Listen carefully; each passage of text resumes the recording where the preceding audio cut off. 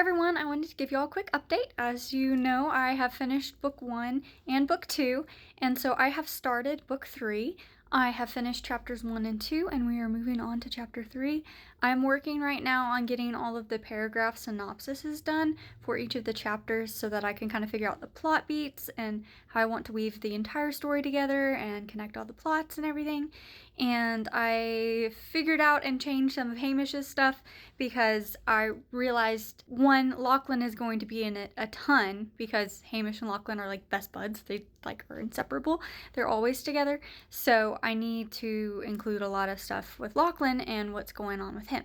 So that changed a lot of stuff significantly, but I think it's really for the better because it ties in a lot of book 1 and book 2 and leads into things that happen into book 4. It just kind of allows everything to flow a lot more smoother with Lachlan being more of a focus.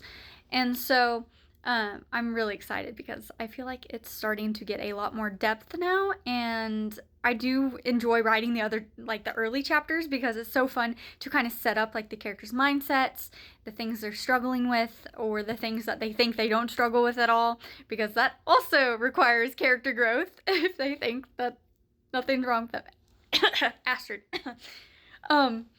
She's so fun. So I love Astrid. Her character arc is going to be great because she starts the book out really selfish. Really selfish. She's like, I have a right to be selfish. I have a right to be jealous. She's so fun. She's big rich girl cheerleader energy. Very spoiled by her parents and by her boyfriend Emilio. So she's just kind of like, I don't know, she's silly. But she's really ambitious. I will say, she is very goal-driven, very motivated, she knows what she wants, and she goes after it. And so that's kind of a lot about her. So she's pretty fun. I'm still working on figuring her out, as well as I get to introduce in chapter 3 people to her cheerleading squad. At least some of the members, not all of them, but just some that she's closer to. So we get to kind of meet some of them a little bit more and kind of see who she surrounds herself with when she's not with the main friend group or with Emilio.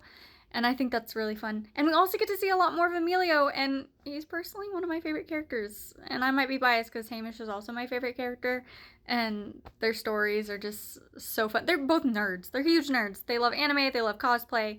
They are just, yeah, they're very nerdy, and they're just so silly.